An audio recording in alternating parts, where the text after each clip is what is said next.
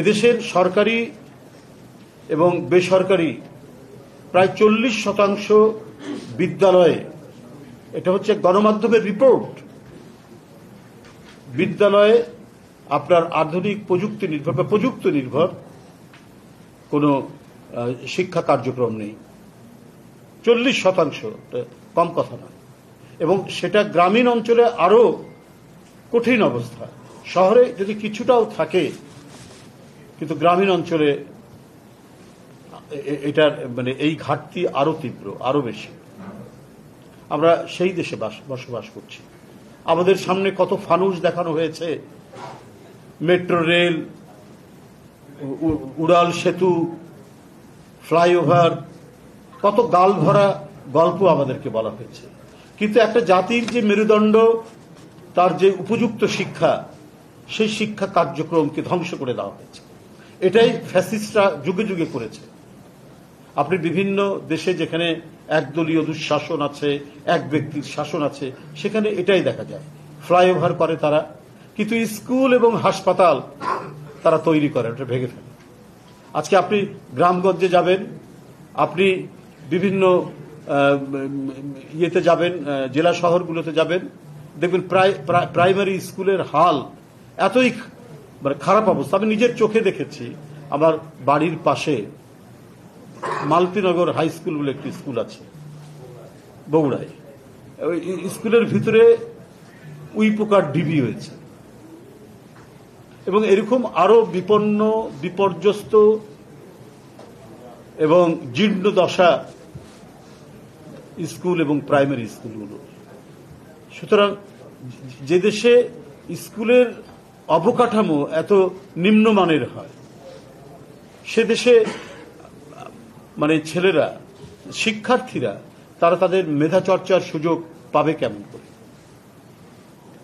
যদি স্কুলের হাল হকিকত যদি এরকম হয়, তাহলে সেখানে মানে প্রযুক্তির জন্য আলাদা ল্যাবরেটরি, তাদেরকে প্রযুক্তি মনস্ক, তাদেরকে বিজ্ঞান মনস্ক করার জন্য সে যদি অবকাঠামো না থাকে, সেই শিক্ষক না থাকে, শিক্ষকরা যদি সেই বিজ্ঞান চেতনায় উদ্বুদ্ধ না থাকে, তাহলে ছাত্রদেরকে উদ্বুদ্ধ করবে কি করে?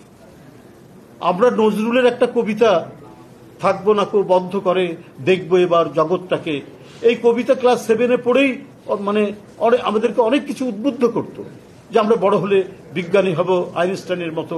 নজরুলের ওই কবিতাটা পড়ে এদেশের মহান কবিরা যে উদ্দীপনামূলক কবিতা লিখে গেছে, কিন্তু যারা বাস্তবায়ন করি, আমরা যারা রাজনীতিবিদ, প্রশাসক, আমলা, আমরা কিন্তু উদ্বুদ্ধ হয়ে আগামী প্রজন্মের জন্য আমরা সেই কাজটা করতে পারি না।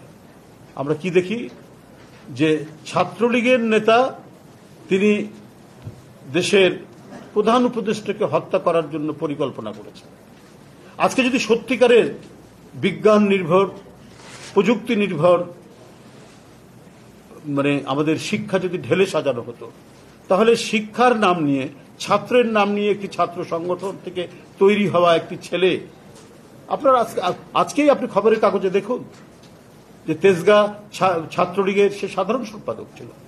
যে ছেলেটি ছাত্রর নাম ছিল, সে দেশের একজন প্রধান উপদেষ্টাকে হত্যা করার একটা চক্রান্ত সে করেছে, এবং সেটার মানে হদিশ পাওয়া গেছে শরীয়তপুর থেকে।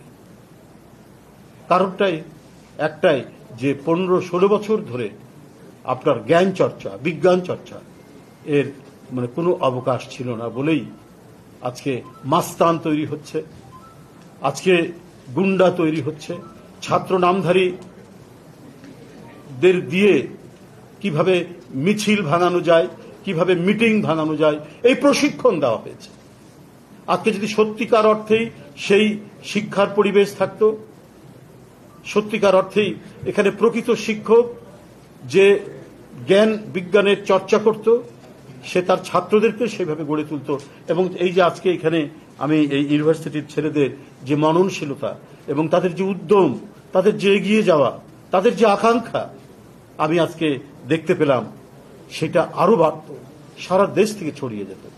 আমরা দেখছি যে চট্টগ্রাম জেলার একটি প্রত্যন্ত অঞ্চলে, সেখানে মানে নদী পার হয়ে, ধান ক্ষেত পার হয়ে এবং পড়া মানে বন্যায় ডুবে থাকা ধান ক্ষেত পার হয়ে একটি বাসায় গেলাম, সেখানে দেখি ওই টিনের ঘরের মধ্যে সে একটা ল্যাবরেটরি বানিয়ে সে ড্রোন বানাচ্ছে। রুম্মন সহ আমরা সবাই সেখানে গেলাম, লোহাগড়া একটা উপজেলা। তো এই প্রতিভাগুলোকে অনুসন্ধান করে, এটাও কিন্তু আমাদের ভারপ্রাপ্ত চেয়ারম্যান তিনি প্রথম এই সংবাদটি পান এবং আমাদেরকে সেখানে পাঠান। তো আমার বিশ্বাস যে আজকে আমরা যদি সত্যিকার অর্থেই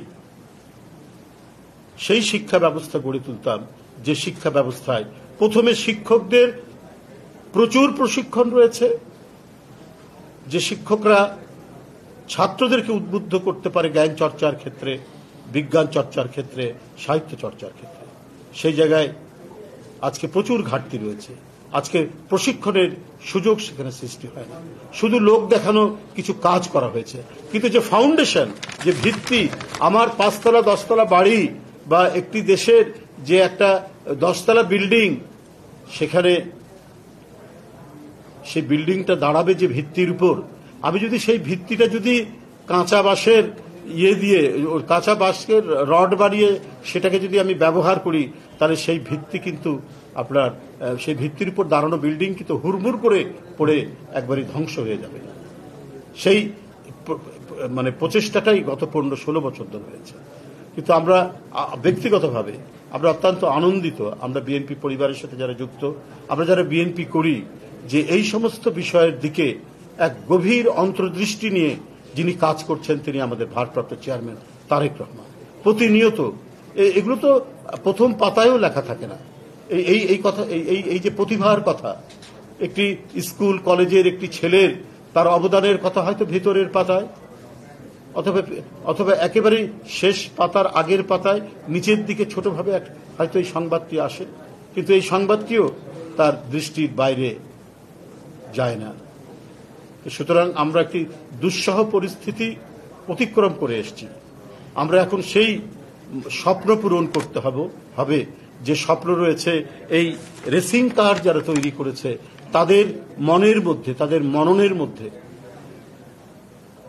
যে স্বপ্ন রয়েছে, সেই স্বপ্ন যদি বাস্তবায়ন হয় তাহলেই এই দেশ সমৃদ্ধশালী হবে। আর কঠিন কাজ করা কিন্তু একটু ঝুঁকি নিলেই কঠিন কাজ করা যায়। এখানে এই দেখুন অনেক সাংবাদিক ভাইরা এখানে উপস্থিত রয়েছে। আমি আমি আমি মানে খুবই অনুপ্রাণিত, আমি গর্বিত, আমি কৃতজ্ঞ তাদের প্রতি। এই যে যারা ইলেকট্রনিক্স মিডিয়া অথবা অনলাইন অথবা প্রিন্ট মিডিয়া, আমি এই জন্যই বলছি, এই দুইটার সাথে মেলাচ্ছে এই জন্য যে রাত্রি 1টা, 1:30, 2টার সময় বলেছি আমাদের যুবদলের এক ছেলে গুম হয়ে গেছে, তোমরা ভাই আসো যে কয়জন পারো। তারা এসছে, যা বলেছি সাথে সাথে তারা অনলাইনে সেটা প্রচার করেছে, তারা টিভিতে স্ক্রল দিয়েছে, সেই ছেলেটা বেঁচে গেছে। আজও বিভিন্ন জেলায় যেখানে যায় সেখানে বলে ভাই আপনি রাতের বেলায় আমাদের কথাটা বলাতে আমাকে গুম করেনি, না হলে আমাকে অদৃশ্য করে যেত।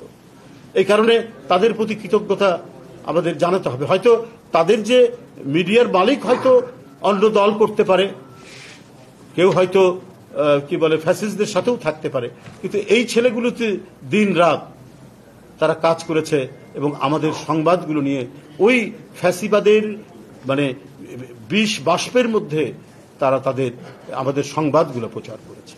আমি তাদেরকেও অনুরোধ করব, এই প্রতিভাগুলোকে আপনাদেরকে আরো বেশি করে তুলে ধরতে হবে।